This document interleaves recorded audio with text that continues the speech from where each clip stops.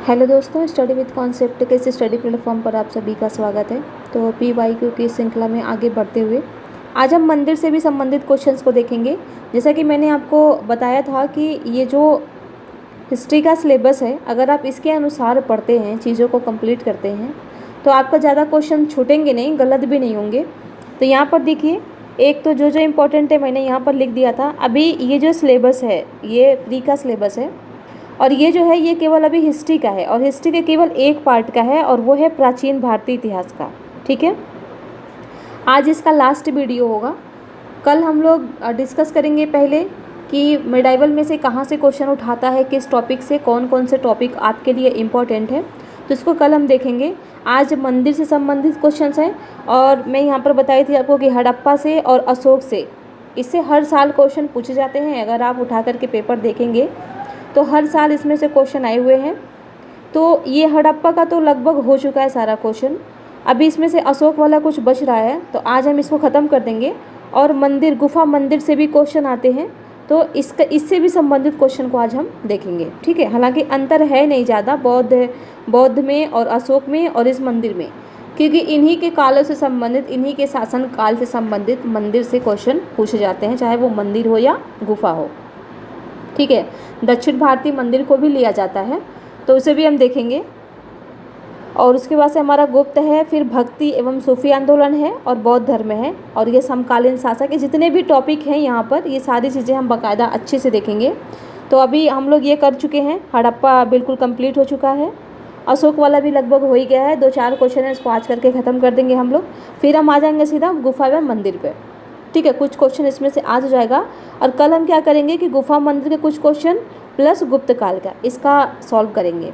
तो ये जब पूरा ख़त्म हो जाएगा उसके बाद हम मिडाइवल पर जाएंगे। सॉरी, मैं पहले ही बोल दिया आपको कि मिडाइवल पर जाएंगे कल, लेकिन नहीं, ये जब इतने जो ये एंशिएंट के हैं, ये सारे टॉपिक जब क्लियर हो जाएंगे, जब हम स्टार्ट करेंगे मिडाइवल को। ठीक है, तो ये वीडियो आप लोग ज़रूर देखिएगा और 3 वीडियो ऑलरेडी पढ़ चुका है, तो उसे भी एक बार आप देख लीजिए, क्योंकि उससे काफ़ी आपको हेल्प मिलेगा। एक ट्रेंड आपको समझ में आएगा कि यूपीएससी जो ट्रेंड अपना रही है, क्वेश्चन को कैसे घुमा रही है, कैसे घुमाती है, कहाँ से पूछती है, किस तरीके से पूछती है, वो बारीकियाँ आप सीख जाएंगे। तो ये सारे क्वेश्चन मैंने सॉल्व करवा रखा है, आप लोग ज़रूर देखिएगा इसको। हाँ, यहाँ से करवाना है, ये तो मैंने बता ही रखा था कल आपको कि जो ब्राह्मी लिपि है उसको सर्वप्रथम किसने पढ़ा था, तो ए कनिंघम के द्वारा ये पढ़ा गया था। इसमें हमारा आज का जो पहला क्वेश्चन है वो ये है कि प्राचीन भारत में निम्नलिखित में से कौन सी एक लिपि दाईं ओर से बाईं ओर लिखी जाती है, यानी इधर से लिखी जाती है, इधर से लिखी जाती है। ठीक है, तो ये कौन है, तो आप सभी को पता है, ये क्या है, खरोष्टी है। ठीक है, हम हिंदी ऐसे लिखते हैं, इधर से लिखते हैं। जैसे अगर हमको लिखना है नंदनागरी, तो हम इधर से लिखेंगे। लेकिन ये जो खरोष्टी लिपि होती है ना, वो जैसे उर्दू लिखते हैं ना, उर्दू क्या होता है कि मान लीजिए ये पेज है और अरबी उर्दू लिखना है, तो यहाँ से स्टार्ट ना करके वो यहाँ से स्टार्ट होता है, यहाँ से। तो इसी की बात कर रहा है कि दाईं से बाईं ओर, यानी यहाँ से इधर की ओर लिखते हैं खरोष्टी लिपि को। आपको ऑप्शन में घुमा देगा कि बाईं से दाईं ओर लिखते हैं, तो आप अगर ये बारीकी नहीं पकड़े रहेंगे तो गलत कर जाएंगे, क्योंकि एक बार पढ़ने में लगेगा कि हाँ सही है, लेकिन आप ध्यान देंगे कि कहाँ से स्टार्ट हो रही है, किधर जा रही है। ठीक है, और इस प्रकार की जो लिपि पाई जाती है वो मुख्यतः कहाँ पर पाई जाती है, तो ये पाई जाती है उत्तर पश्चिम भारत में। तो ये भी ध्यान देंगे, कहाँ पाई जाती है, तो उत्तर पश्चिम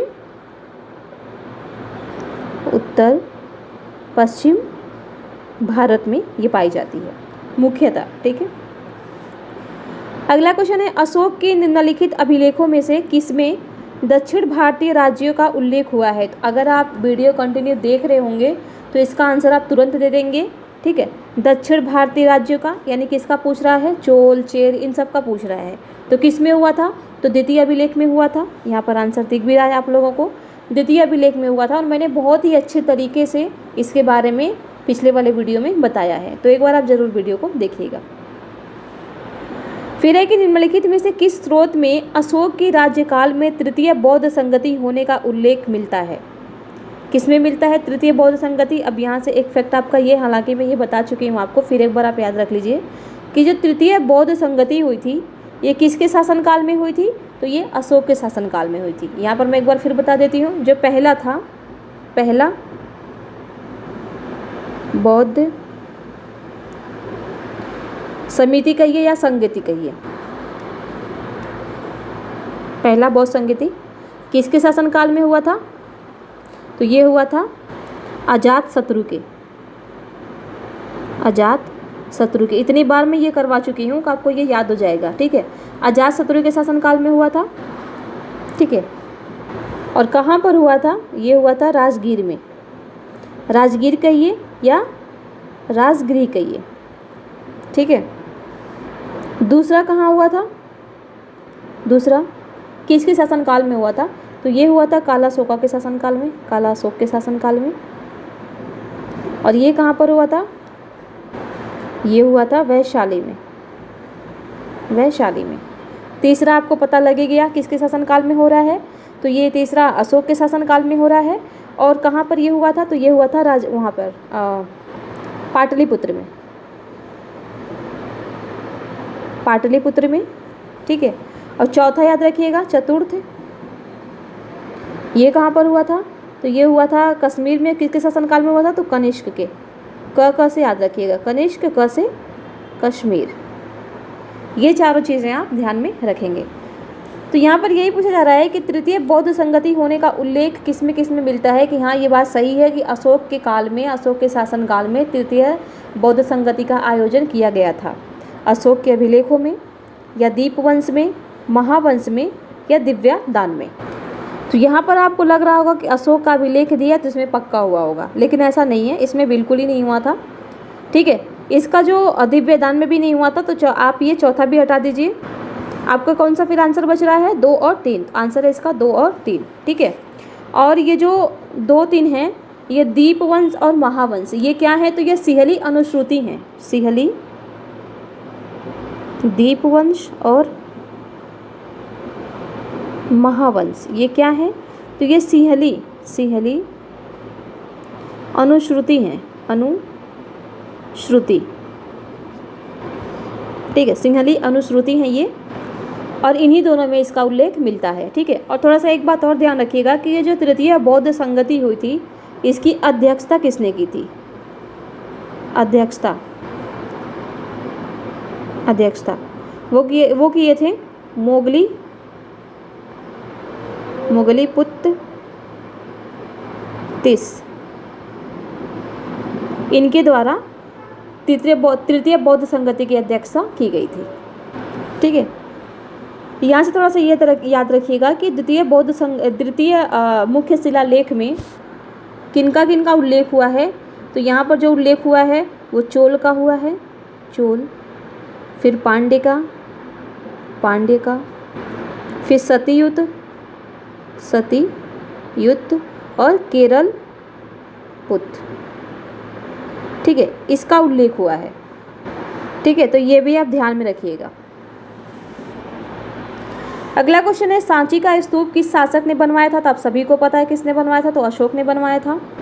और इस सांची के स्तूप की खोज किसने की थी, खोज, तो वो किए थे कनिंघम महोदय के द्वारा, वो किया गया था कनिंघम महोदय के द्वारा। और ये जो सांची का स्तूप है ये कहाँ है, आप सभी को पता है मध्य प्रदेश में है, ठीक है। और मध्य प्रदेश में भी कहाँ है, तो रायसेन जिले में, ये भी ध्यान रखेंगे, रायसेन जिले में, रायसेन जिले में, ठीक है। और मध्य प्रदेश में ही अशोक का एक और है, वो है भरहुत, एक और स्तूप है भरहुत स्तूप, लेकिन ये कहाँ पर है, ये भी तो है एमपी में है, लेकिन एमपी में कहाँ पर, तो सतना जिले में, सतना जिले में, ठीक है। यहाँ से घुमा देगा आपको, ठीक है। अशोक के तो ये अभिलेख हैं, अशोक के तो ये स्तूप हैं, लेकिन क्या करेगा, स्तूप हैं ये, ठीक है। तो क्या करेगा आपको कि जो सांची का स्तूप है इसको कर देगा कि ये सतना जिले में है, और ये जो भरहुत का स्तूप है इसको कर देगा कि ये रायसेन जिले में है। तो इस बारीकी को अगर आप नहीं समझेंगे, अच्छे से नहीं याद करेंगे, तो डेफिनेटली वहाँ पर आप कन्फ्यूज हो जाएंगे और आंसर आपका गलत हो जाएगा। अगला क्वेश्चन है, वह स्थान जहाँ पाक अशोक ब्राह्मी लिपि का पता चला है, कहाँ पर? नागार्जुनकोंडा, अनुराधापुर, ब्रह्मगिरी, मास्की। तो ये मिला है आपका अनुराधापुर में, आंसर है इसका बी। ठीक है, और भी जगह पर मिले हुए हैं ये पाक अशोक का ये जो ब्राह्मी लिपि में, और कहाँ कहाँ पर मिला है तो इसका भी नाम लिख लीजिए। एक तो मिला है आपका पिपरहवा, ठीक है। दूसरा आपका मिला है सोहगौरा,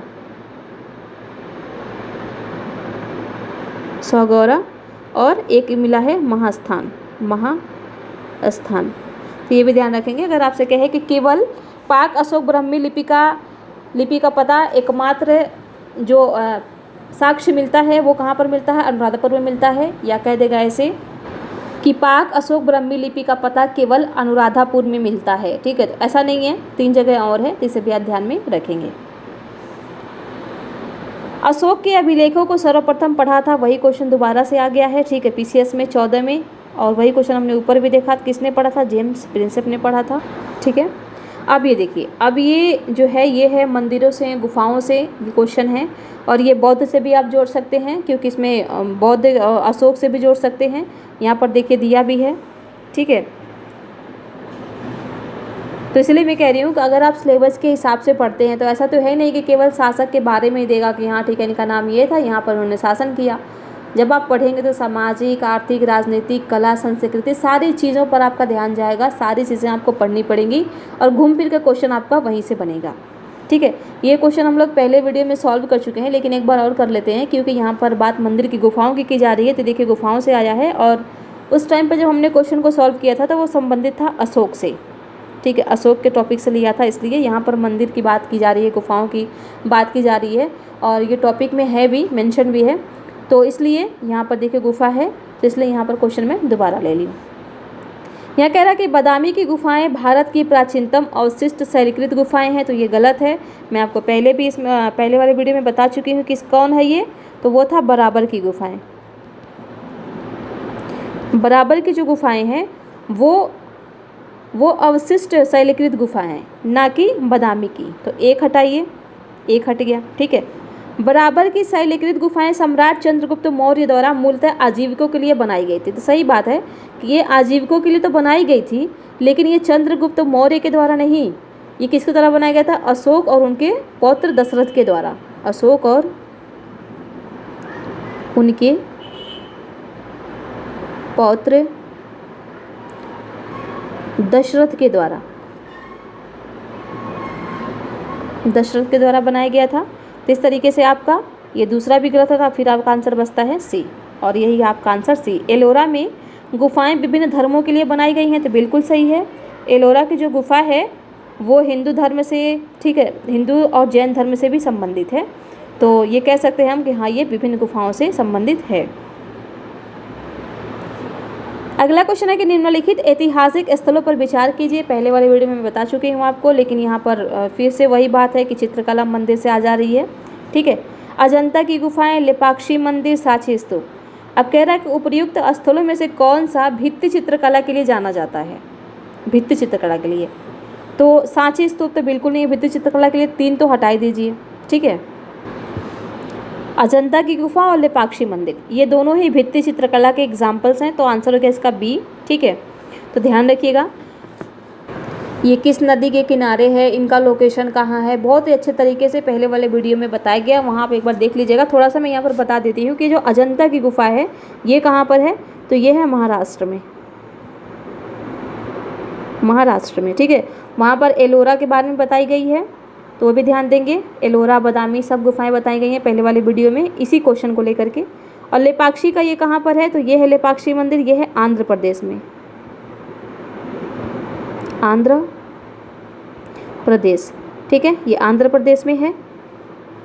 और कब बनाया गया था, तो विजयनगर साम्राज्य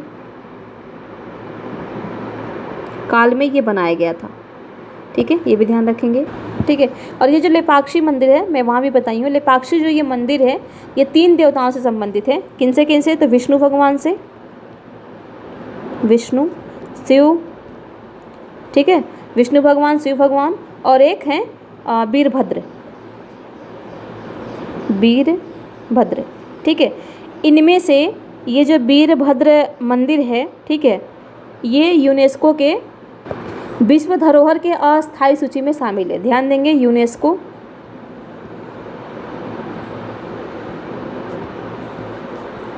के विश्व धरोहर स्थल के, ध्यान रखेंगे स्थायी नहीं, अस्थायी सूची में शामिल, ठीक है।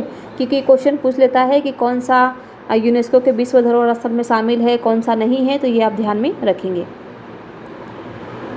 अगला क्वेश्चन है, भारत की कला व संस्कृति के इतिहास के संबंध में निम्नलिखित युग्मों पर विचार कीजिए।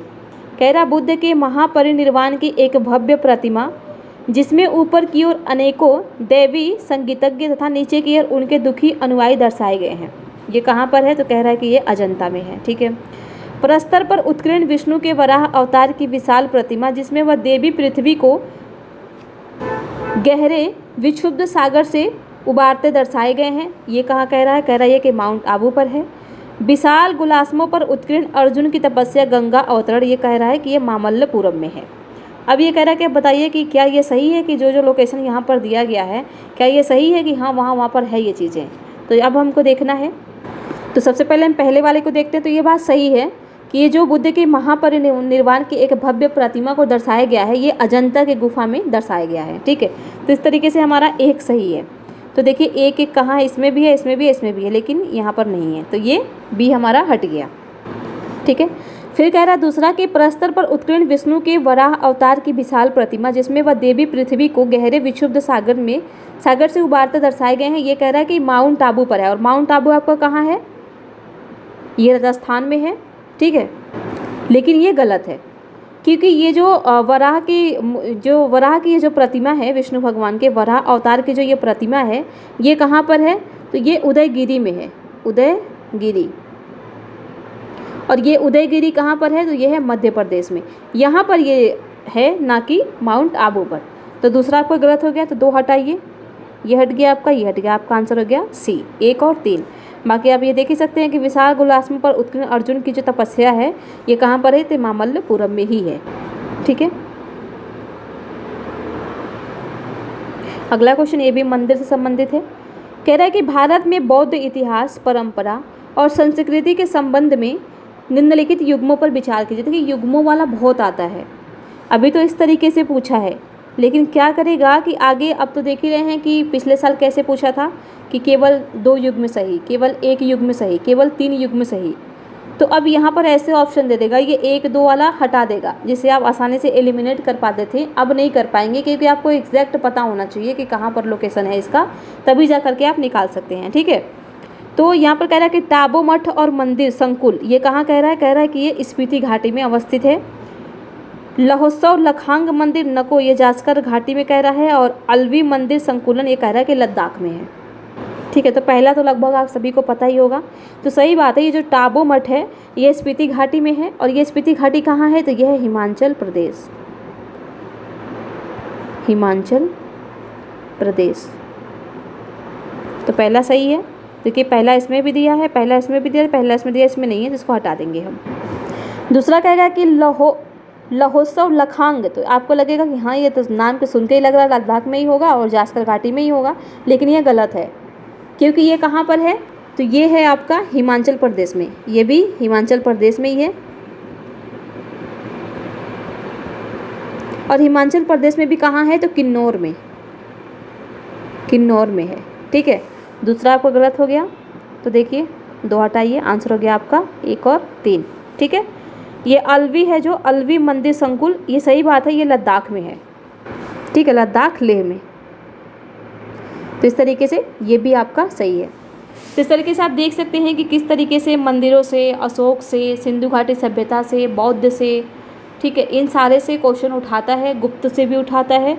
तो जो प्री का जो सिलेबस मैंने ऊपर आपको नोट डाउन करवा रखा है, आप उसी के हिसाब से तैयारी कीजिए, आपके एक भी क्वेश्चन नहीं छूटेंगे, ठीक है। तो अभी हम यही रहने देते हैं, फिर कल कुछ मंदिर से और कुछ गुप्त काल से क्वेश्चन को देखेंगे। तो अभी आप क्या कीजिए, इसको अच्छे से रिवीजन कीजिए, बार बार प्रीवियस ईयर का क्वेश्चन को देखिए कि कैसे पूछ रहा है, आगे कैसे बना सकता है। और ये जो दिया है ना किताबों मत, तो इसका एकदम से मतलब वो कहते हैं ना कि एकदम से अच्छे से इसको टॉपिक को गूगल पर सर्च करके देख लीजिए कि कहाँ है, ठीक है। और जब ना किसी चीज़ को आप गूगल पे सर्च करके देखेंगे, मंदिर का लोकेशन देखेंगे, मंदिर को देखेंगे, तो वो चीज़ें आपके माइंड में फिट हो जाती हैं, ठीक है। तो इस तरीके से आप पढ़ाई कीजिए। तो इसी के साथ इस वीडियो को यहीं समाप्त करते हैं। आप सभी को हमारे साथ बने रहने के लिए बहुत बहुत धन्यवाद।